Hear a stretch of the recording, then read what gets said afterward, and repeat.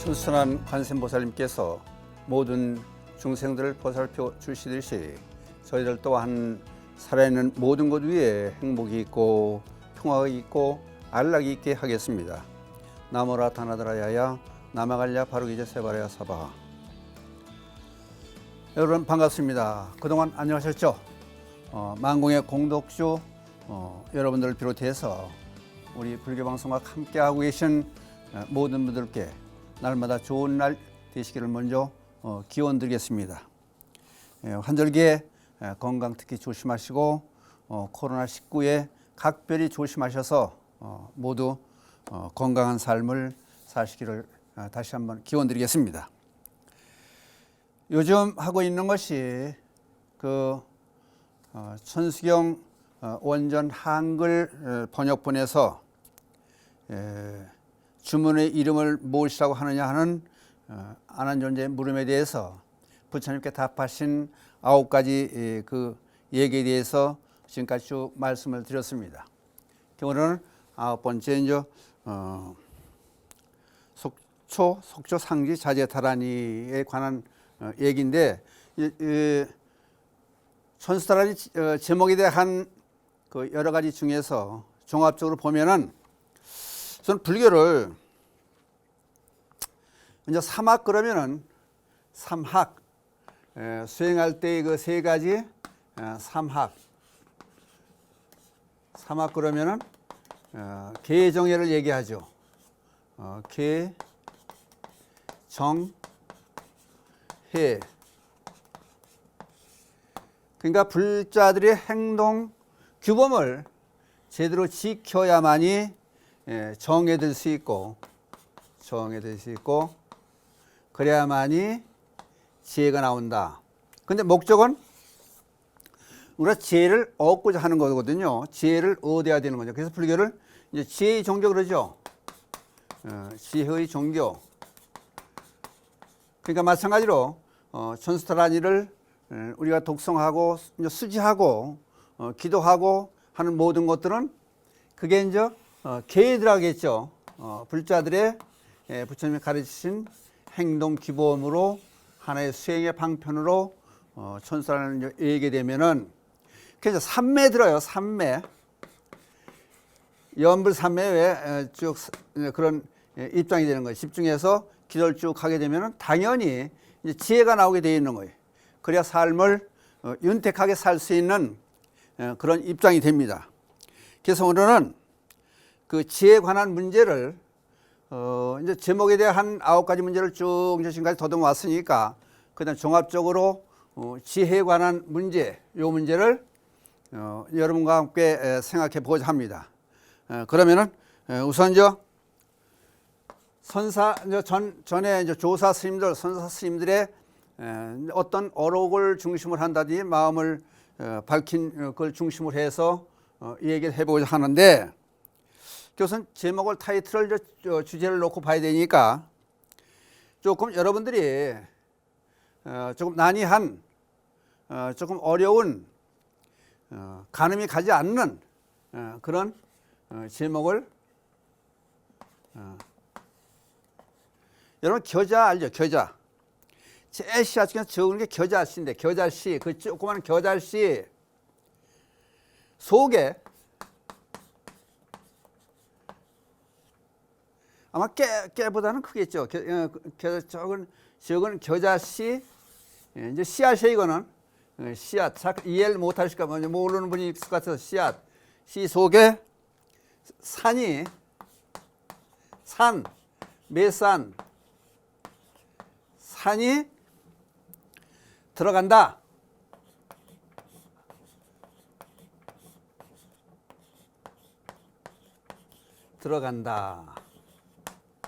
아주 희한한 제목이에요. 그렇죠? 겨자씨 속에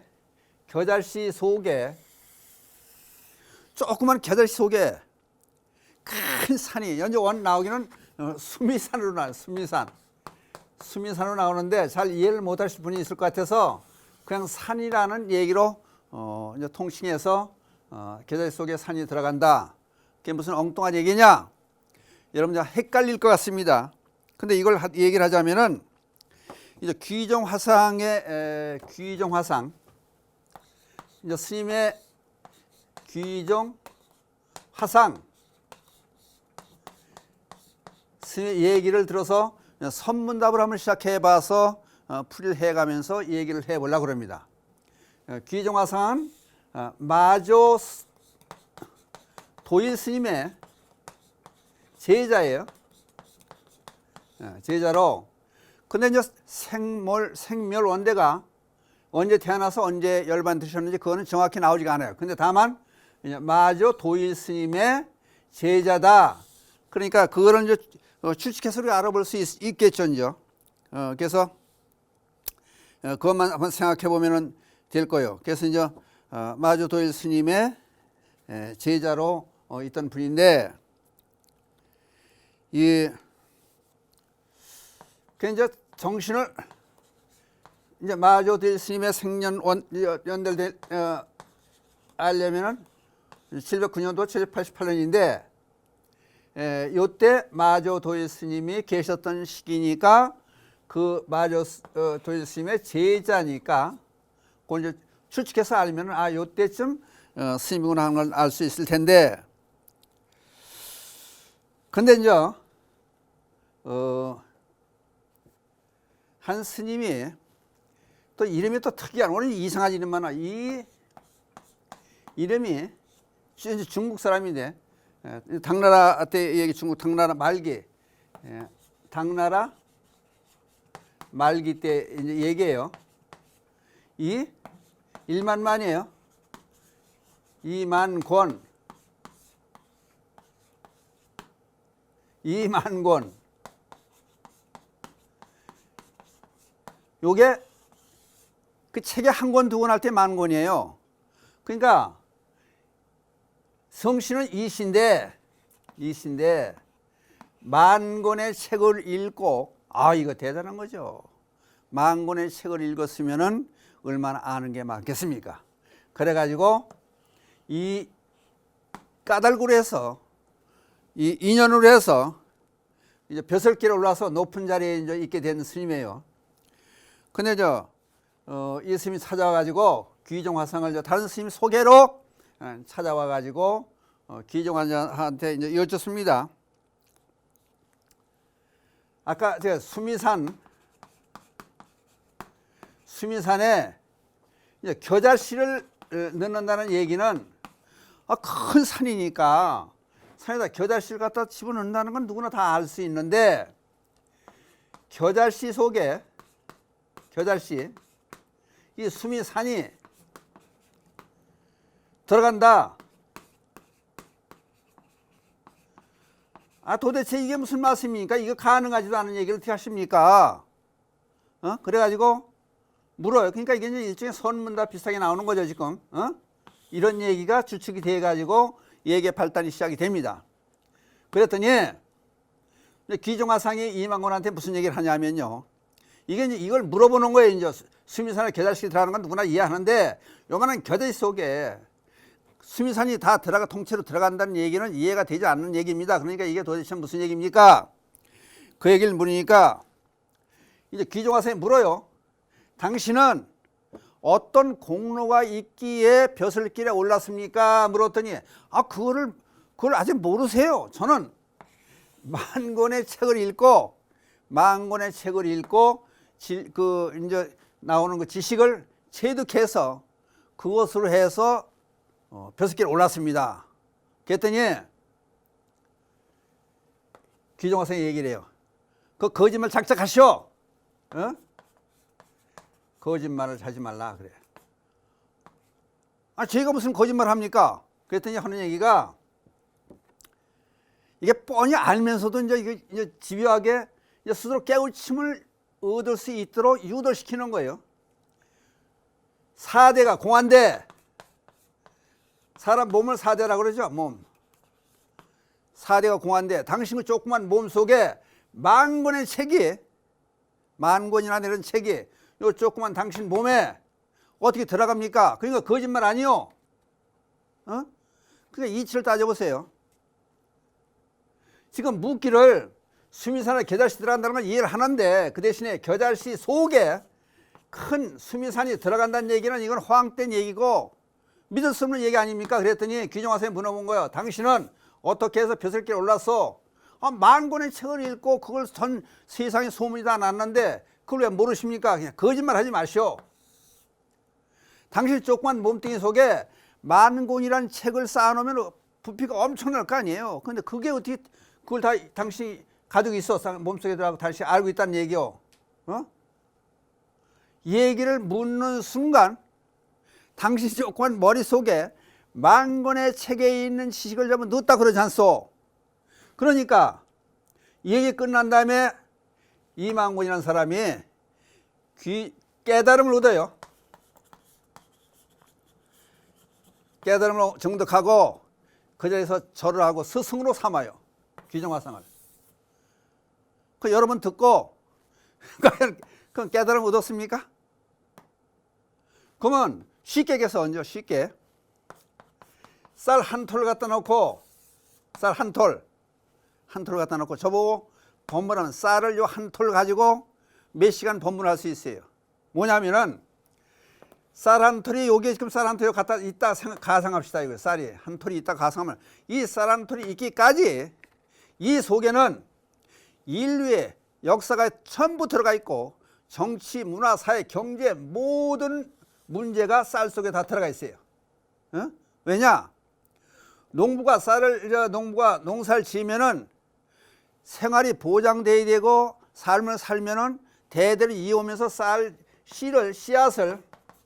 씨앗을 전하고 자연에 바람도 있어야 되고 공기도 있어야 되고 물도 있어야 되고 햇빛도 있어야 되고 정성도 들어가야 되고 그 쌀을 수없이 몇만 년, 몇 천 년 이어오는 동안 쌀이 씨앗을 받고 농사를 지어오는 동안에 텔레비도 봐야 되고 신문도 읽어야 되고 교육도 받아야 되고 그 조건이 갖춰지려면 쌀 농사 아닐 거 아니에요. 그럼 쌀이 지구상에서 존재하지 않을 거 아니에요. 그냥 쌀 하나 속에 인류 전체 역사, 정치, 경제, 사회, 문화 모든 것이 전부 들어가 있고 그동안에 만년, 10만 년 동안에 대자연의 섭리가 전부 쌀 속에 들어가 있어요. 이게 무정법문인데 법문은 유정법문과 무정법문이 있어요. 그럼 여러분들 이 도리를 알겠죠? 그러니까 쌀 하나가 얼마큼 중요하다는 사실을 아실 거예요 아마. 뭐 길게 말을 안 해도. 그럼 똑같이 겨자씨 속에 산이 들어간다는 얘기는 그럼 겨자씨 하나에 겨자씨가 연결해서 지금까지 이 세상에 여기 가서 와 있게 될 때까지는 모든 세상의 이치라든지 자연 환경이라든지 모든 조건들이 전부 쌀과 마찬가지로 이어져서 현재 겨자씨가 하나 와 있다. 그러니까 겨자씨 속에 살이 들어간다. 이 얘기를 이제 이해하실 거예요.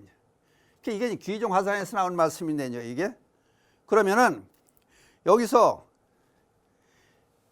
훌륭하신 스님이니까 공부를 하기 위해서 이 밑에 귀정화상 밑에 들어가서 공부를 하고 이제 법문을 듣기 위해서 많은 스님들이 찾아드는데 그 중에 이제 법연 스님이라는 스님이 대중들 같은 스님들 70명하고 같이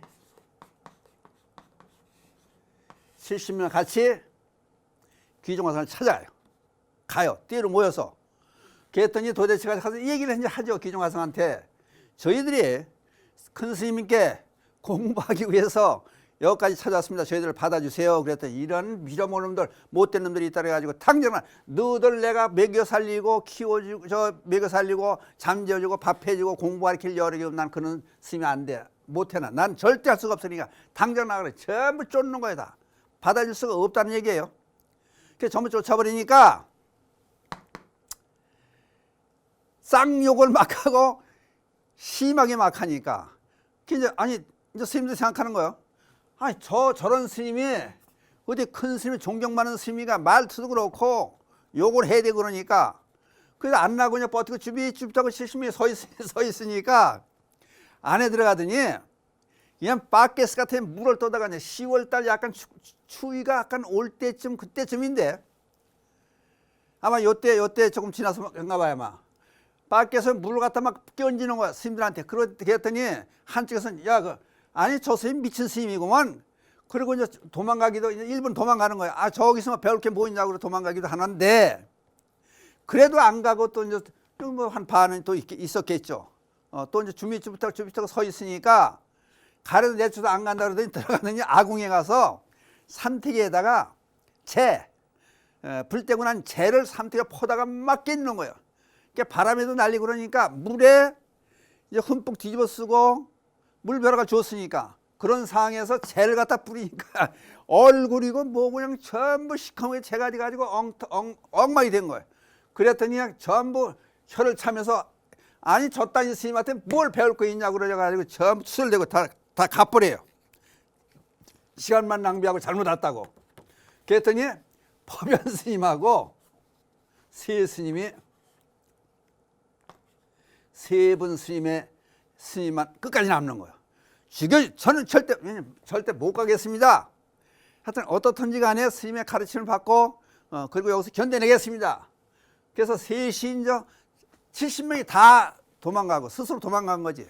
그러고 나서 세 스님이 남았는데 세 스님이 하나하나 면접을 하더니 법연 스님한테 식량 담당을 시켜요. 스님들이 대중들이 수십 명이 있는데 식량 담당을 시켜서 네가 이 쌀을 뭐 보리쌀이든 쌀이든지 잡곡이든지 밥할 때 관리를 시키는 그런 책분을 법연스님한테 줘요. 근데 워낙 이제 10월 달부터 겨울은 닥쳐오고 그러니까 먹을 게 풍족시가 못한데 아껴 먹고 일종씩 하루에 한 끼 먹고 지내고 있는데 죽을 멀겋게 쌀을 아끼니까 멀겋게 죽을 쏘가지고 죽을 먹이는데 하루는 귀정화장께서 외출을 가세요. 외출을 가시니까 선방에 있고 있던 스님들이 모두 와서 이 법연 스님한테 얘기를 해요. 아니 큰 스님이 안 계신 동안에 우리가 밥 달라는 얘기는 못 하겠어. 그러나 죽이라도 하면 시큰 좀 먹게 해주세요. 그래서 사정하는 거. 그러니까 같이 견뎌 보니까 그 사정을 알만 하거든요. 그래서 쌀을 좀 여유 있게 내줘 가지고 죽을 써서 한 사발씩 그냥 죽을 조금씩 던 거를 한 사발씩 줘가지고 좀 먹여놨어요. 아, 그랬더니 고맙다고 좋다고 다 이제 좋아하는데 귀정 화장께서는 저녁에 들어오셨어요. 아, 이게 언제든지 또 이런 대중들이 많다 보면 이런 일이 꼭 있어요. 아, 어떤 스님이 일러 바친 거예요. 귀정 스님 화장한테. 법연 스님이 쌀을 많이 내줘가지고 제멋대로 내줘가지고 죽을 실컷 먹였다고. 그랬더니 당장 법연 스님 불러 앉혀놓고 이놈아 내 멋대로 절 살림을 좌지우지하는 그런 허무맹랑한 일이 어디 있겠느냐. 그러니까 당장 네 짐을 좀 가져와라 그래가지고 짐을 몽땅 가져와서 쌀을 많이 내줘가지고 죽을 많이 먹인 그 대가로 짐을 전부 뺏어요. 다 뺏고 쌀값을 해야 되겠다 그지. 그리고 내쫓아버려. 너는 여기서 살 자격이 없으니까 요거 물건 다 빼는 옷이며 무슨 처음 같은 소지품이 몽땅 뺏고 이거는 쌀값 살라고 빼는 게 너 이제 여기 두 발도 뒤로 치고 나가라고 내쫓아요. 그랬더니 쫓겨 나가가지고 밤이면은 몰래 들어서 법당 밑에서 숨어 자는 거예요. 그리고 낮이마다 아침만 되면은 나가서 동네에서 탁발을 하고 쌀을 얻어서 탁발에서 쌀을 얻든지 보리쌀을 얻든지 뭐 한 대를 얻든지 한 마리를 얻든지 그러면 또 갖다 놓고 하여튼 큰 스님 눈에만 나면 난리가 몽둥이침질 날라오니까 그래서 계속 도망을 다니면서 그런 짓을 해요. 그리고 절 안에 여기 이제 귀정화상께서 저쪽 계시면은 문 밖에서라도 일주문 밖에서라도 그쪽을 향해서 절을 해요. 그러고 쭉 지내다가 그냥 전부 귀정화상이 지켜보는 거지. 그러다가 밤에 잠은 밖에서 잘 수 없으니까 절에 와서 잠을 자는 거예요. 이제 자는데 낮에라도 법회가 낮에 있잖아요. 낮에 이제 법문을 하시면은 법당 밑에 마루 밑에 기어 들어가 가지고 법문을 듣는 거예요. 듣고 몰래 기종화상 몰래 숨었다가 또 나와서 도망 나오는 거예요. 그리고 쌀은 또는 보리쌀은 작곡은 탁발해서 조금씩 갖다 놓고, 그럼 아무래도 다른 스님들 아까 죽 쓰는 거 죽 저 쌀 많이 내서 죽 많이 먹였다고 일르는 판국이니까 그런 걸 전부 다 한쪽에서 일르는 또 스님이 있겠죠. 어? 그러고 나가지고 나중에는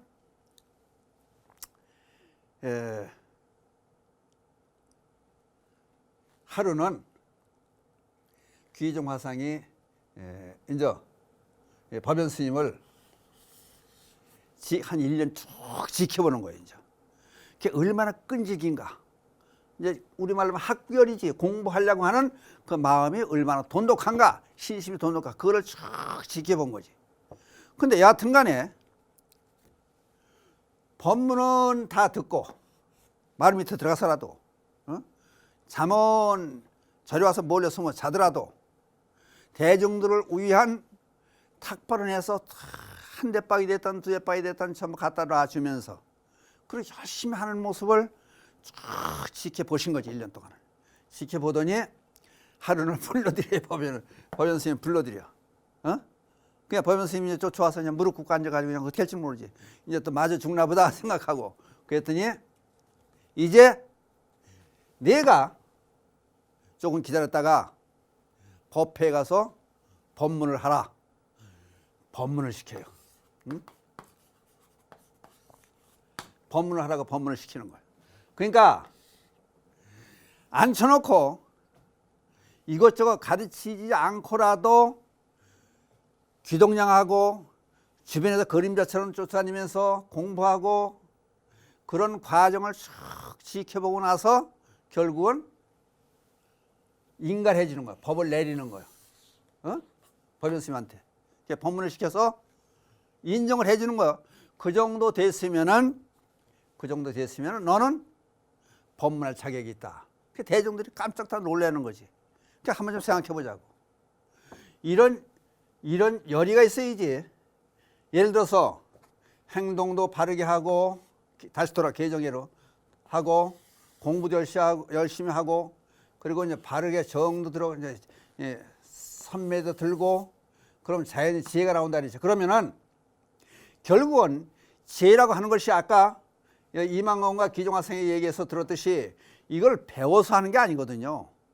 지혜는 체득하는 것이다. 체득. 그게 무슨 얘기냐면은 스스로의 삶에서 스스로 알아지는 거예요. 책 갖다 놓고 배우는 게 아니고. 그러니까 한 번쯤 생각해 봐야 돼. 우리는 바른 부처님의 행동은 계고, 부처님의 마음은 정이고, 그러니까 부처님이 제시해준 불자들의 행동을 제대로 하면서 바른 마음을 가지고 열심히 부단히 노력하면은 깨우침의 경지에 들어간다. 그런 얘기를 하고 싶어서, 마찬가지로 그러면은 이게 천수다란이하고 어떤 관계가 있느냐. 천수다란이를 대개 보면은 10만 독을 했네, 20만 독을, 30만 독을 했네. 평생 동안을 다란이를, 신배장구 다란이, 천수다란을 참 외우고 그걸 읽고 기도하고 그래요. 그럼 그 자체가 바로 부처님의 마음이 거기 들어가 있는 거다. 왜? 말이라고 하는 것은 결국은, 생각이라고 하는 것은 말로 연결지어서 마음이 결국은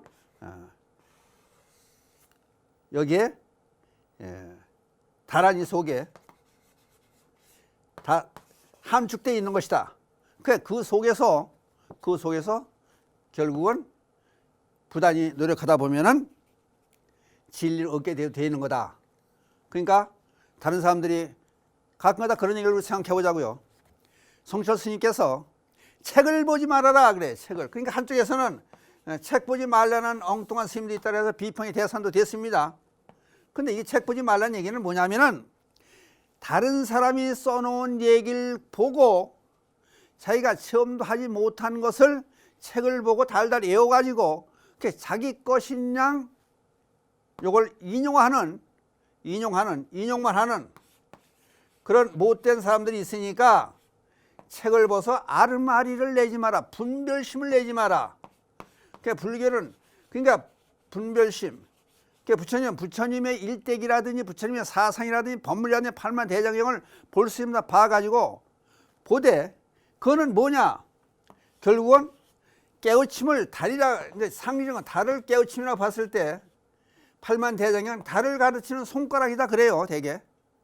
그 손가락이 가르치는 그 뜻을 진리 그 자체에다 목표를 두고 해야 되는데 우리는 대개는 책을 보고 그 책을 보지 말아라 그래요. 이제 책에 대한 설명을 간단히 여기서 넘어갈게요 잠깐. 그러면은 사람이 책을 써요. 그 우리가 보면 이조 백제라든지 고려 청자가 지금까지 비법이 전해 내려오지 못하고 있어요. 왜냐? 자기가 책을 쓴다는 얘기는 자기의 모든 핵심적인 진수를 여기다 담을 수 없는 거야. 왜? 내가 살아있으니까. 그러니까 살아있는 동안 쓰는 건 나도 또 내가 알고 있는 것을 써먹어야 되니까 다 톡 터놓고 이 얘기를 펼쳐놓지 못한다는 거예요. 그러니까 믿지 말라는 거예요 책을. 그러니까 그걸 잘못 써놓은 책을 가지고 진수를 다 밝혀놓지 않은 책을 가지고 그게 다인 양 읽고 마치 깨달음을 얻은 것처럼 그렇게 생사하는 사람이 많다. 그러니까 심지어 이제 쉽게 얘기하면 이런 얘기가 나오는 거예요. 그 어디 가니까 공덕동 로타리 저쪽에 가니까 식당이 있는데 된장찌개가 맛있다더라. 그러면 자랑을 하고 다녀. 그럼 네가 먹어봤느냐? 아니 저는 못 먹어봤는데요. 우리 삼촌이 그러는데 그래요. 똑같은 얘기예요. 자기가 먹어보고 취득해서 지혜를 정득해야 되는데 정득하지 못하고 책을 보고 엉뚱한 소리 하는 사람이 있는 병폐를 없애게 하기 위해서 옛날 성시 스님께서 책을 보지 말아라. 그 얘기는 그걸 인용해서 자기 거 인양 남의 걸 도둑질하지 말아라. 그 얘기가 되는 거예요. 마찬가지 여기서도 봐요. 이만곤이라는 사람이 그 수많은 책을 전부 그 지식이 지혜가 아니지. 그러니까 이걸 모르는 거지. 그러니까 그 얘기를 더듬어서 깨우침을 얻게 하기 위해서 거짓말장이로 몰아치면서 귀정하사기 이 사람을 깨우침을 얻게 만들어준 것과 똑같고 또 한 다른 쪽에서는 우리 생활 속에서 그러니까 어떤 스님들은 그러잖아요. 부처님이 뭡니까 그러면은 차 마셨냐? 차 한 잔 마셔라면 일상생활 그 자체가 바로 도다. 일상생활 자체가. 그러니까 심지어 그래요. 그럼 도가 뭐냐? 이제 평상심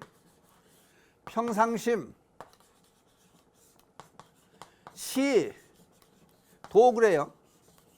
평상심이 도다. 그 평상심이 뭐냐? 밥 먹을 때 밥 먹고 자고 싶을 때 자는 게 도입니다. 아니 그거 누군 못합니까? 그랬더니 무슨 말을 해요? 말로는 3살 먹으라도 할 수 있지만은 행동은 80 먹은 노인도 할 수 없다. 왜냐? 밥 먹을 때 밥만 먹어야 되는데 밥 먹으면서 다른 생각에 어제 친구 만났던 얘기 또 누구하고 헤어졌던 얘기 이따 뭐 돈 받을 얘기 이따 어디 갈 얘기 잠잘 때 생각 밥 먹을 때 밥만 먹어야 되는데 모든 생각을 다 하고 앉아서 형식적으로 밥맛을 모르는 거예요. 그 대신 잠잘 때는 어떻게 하느냐? 잠만 자야 되는데 잠만 잘 수가 없는 게 밥 먹을 때 생각을 또 해요. 누구 만났던 생각, 다른 생각을 전부 하다 보니까 우리들은 제대로 된 수행을 못한다. 제대로 된 삶을 살지 못한다.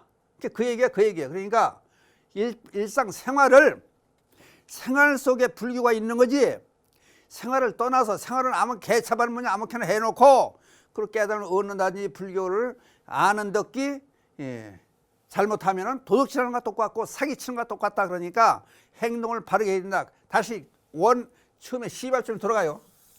반드시 행동이 바르게 돼야 된다. 그래야 행동이 바르면 삼매 들 수 있고 삼매 들면 반드시 지혜가 나온다. 이 과정을 우리는 지금 부처님의 가평에 의지하기 위해서 신묘장구 대단을 열심히 외우고 읽고 그런 과정에서 삼매 들 수가 있다. 그러면 자연적으로 지혜는 나온다. 그래서 오늘은 제목에서 나오는 9가지 얘기를 쭉 설명을 들었습니다.